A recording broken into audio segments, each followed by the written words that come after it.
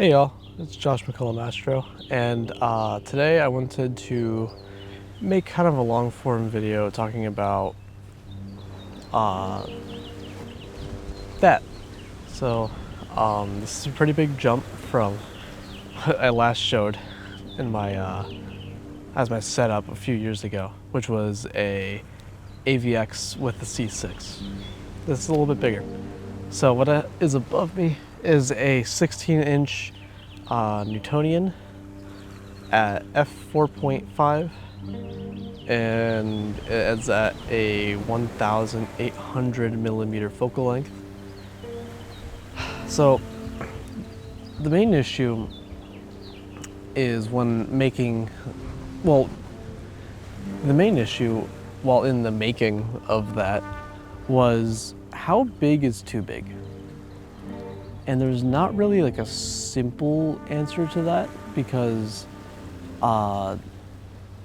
what is too big? I feel like in most times when you talk to an astrophotographer, bigger is always better. You want to get details in galaxies, you always have to go bigger, but what is too big, you know? And I think I have the answer for that after finally getting to use this, and I'm also going to use it tonight to kind of show more of what I mean. But yeah, let's get on to it. This scope is what I consider probably the limit of, anywho, that was rude. What I have it here set up on is a Mountain Instruments MI250, and obviously I have the Skywatcher 400p. Now originally I had it on the Alt-Az mount that it came with, but after using it for a while I realized that I would have to run into field rotation and all these other problems. I couldn't guide as I wanted to. There was just a whole lot of issues I was just having, and I was like, I'm sick of this. So at NEF 2026, I picked up the mount here for $1,000. Like it's a steal for what it can do. And obviously this scope is the most expensive part. It's around $5,000. I just finally paid it off.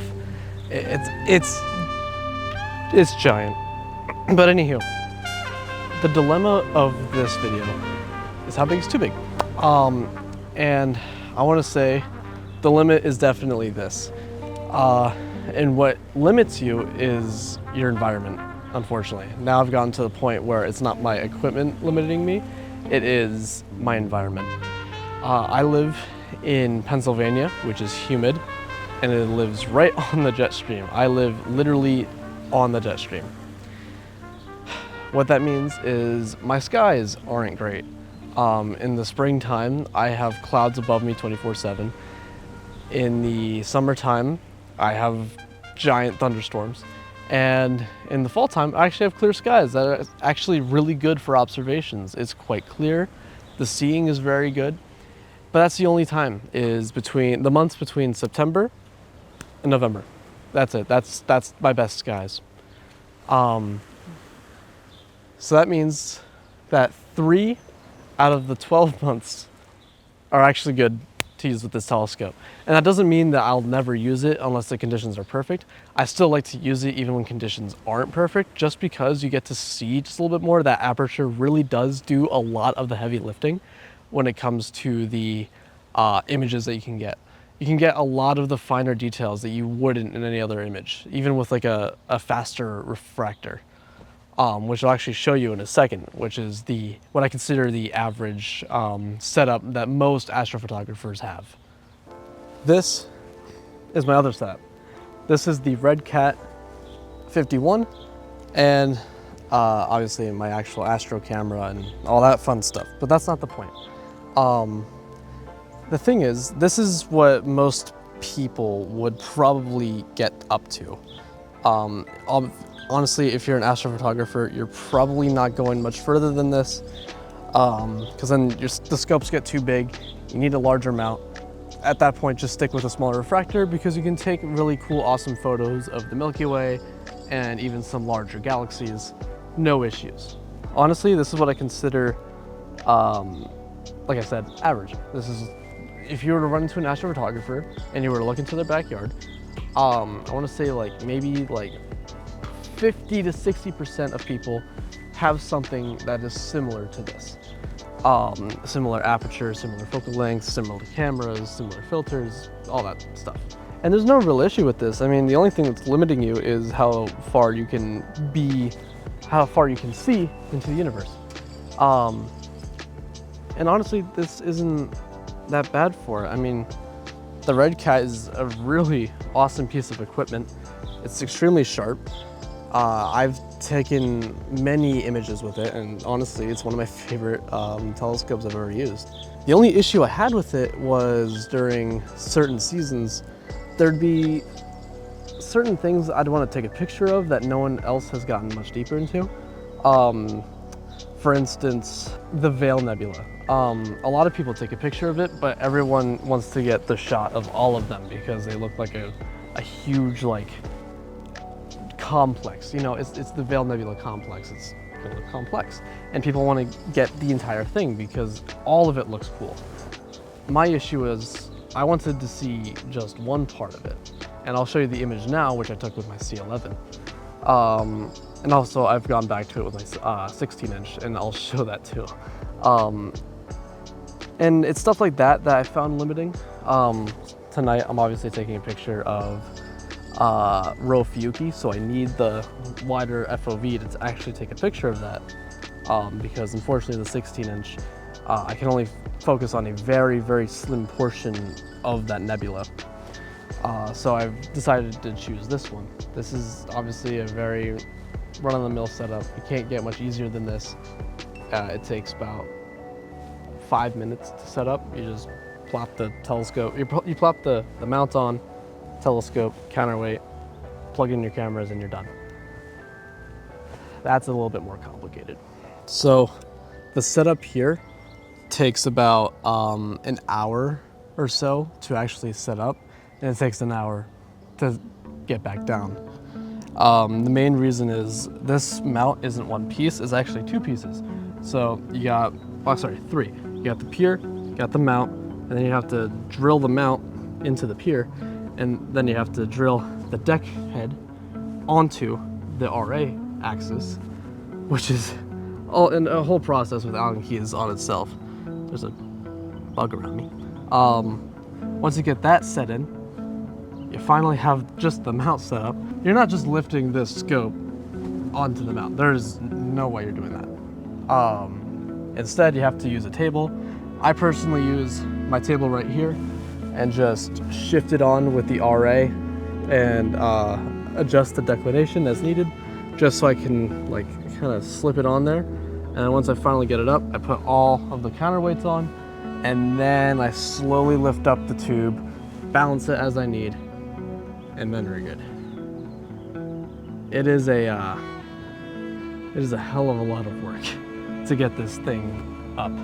And that's why you need it to be clear for like, I want to say at minimum 3 nights.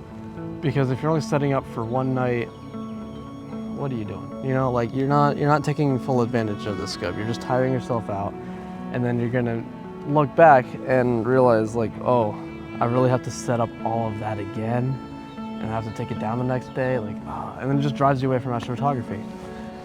Now, what would fix this is an observatory. However, I don't know if you just saw my backyard, there's no observatory here. It is just a telescope. And honestly, I really wanted an observatory, and I think that's the end goal with this guy, is at least to put it into an observatory where I don't have to move it. The polar alignment sucks because of how heavy it is.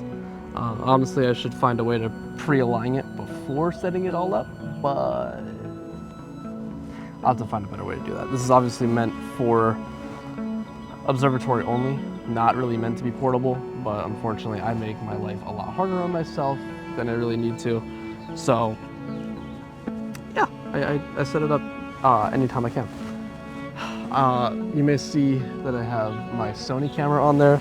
It didn't work very well. The full frame sensor did not like the coma corrector I have on it, and honestly I need to buy a new one because that one is meant for larger pixels and a smaller sensor. So not a good combination, especially with my ZWO 183 over there, or my Uranus C camera. It really doesn't like using either. The OAG I have on there works very well. The focuser seems to work decently well. I haven't ran into issues with tilt, so the focuser seems pretty rock steady, but if I need to buy another one, I might. I also need to buy a focuser for my 8-inch scope as well, so maybe a dual purchase there at some point in the future. Getting onto the point, this scope, honestly, for majority of people, is way too big. And honestly, I can understand that. It's the size of me. When it stood up, it's like a few inches shorter than me. Who wants a scope that big, right? Like, obviously everyone wants it, but no one wants to deal with it if you actually like put into reason. A lot of people who do this hobby are kind of old, so they aren't really gonna want, you know, to set up a 75-pound telescope any night they can. They're gonna just want this sitting in an observatory, or if they don't have an observatory, they're just gonna want what I had over there, the Red Cat, where you could just set it up, takes no effort at all, and bam, you're done.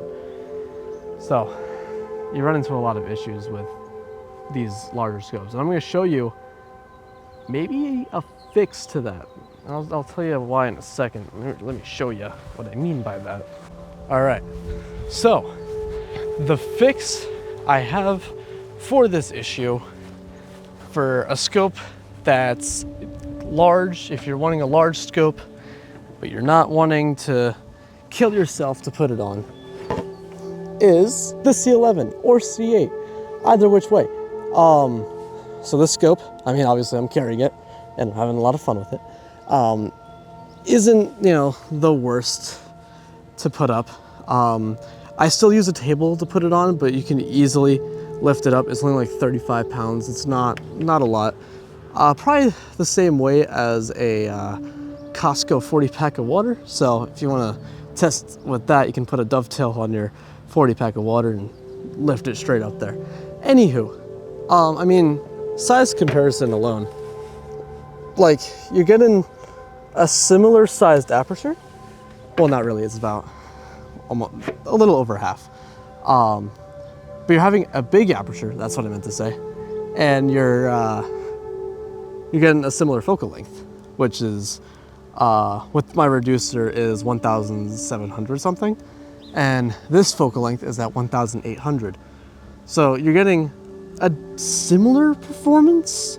The only issue is that this is at f6.3, that is at f4.5, so you're getting a faster image.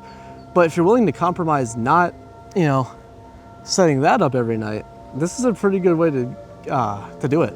And you know, $5,000 versus $3,000. I mean, there's prices to be saved. You know what I mean?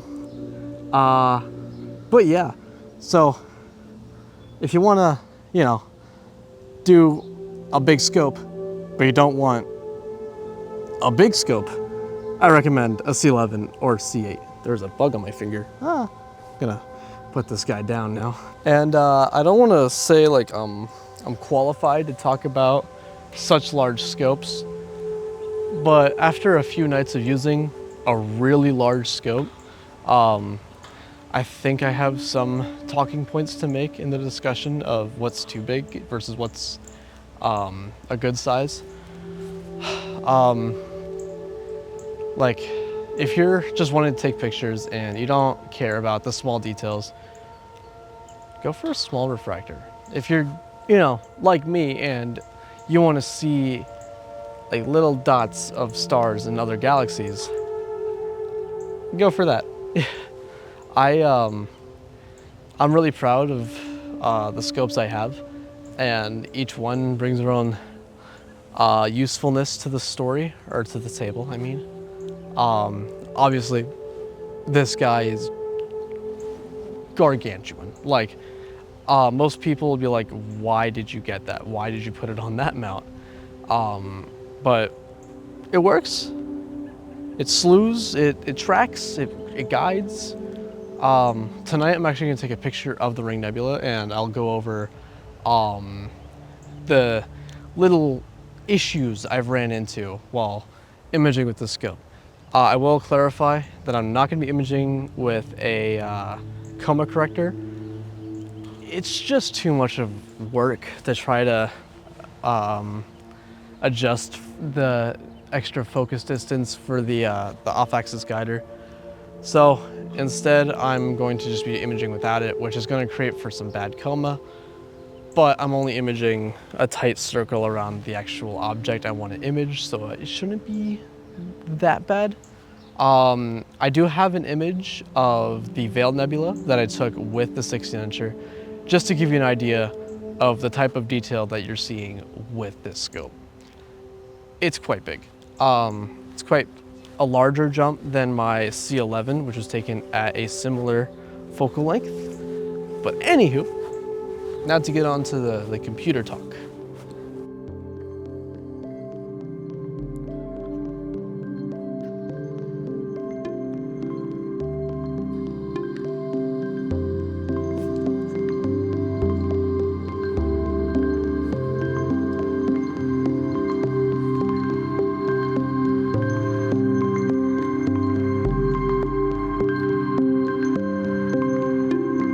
This image was only 45 minutes of data, taken with my Uranus C color camera and 16-inch telescope. Comparing one big scope to another, this is my C11 image, and I'll link between the 16-inch and 11-inch image to show you the small, minute details.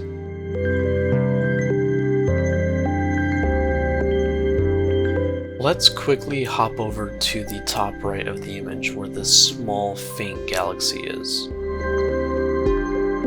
Using my C11 image again, I don't even think I have to say what the differences are in this image here. In this little segment here, we're actually heading closer to the Ring Nebula. Instead of comparing it to my C11, I'm actually going to compare the 16-inch data to past 16-inch data where I used lucky imaging instead, and I had a better seeing. You can see that the stars in this little 3-star system are actually 3 stars, not just 2. This is a very important detail when talking about big telescopes, is any change in seeing is going to drastically change the look of your image. You need to make sure that if you're using a big scope that your skies are like pristine.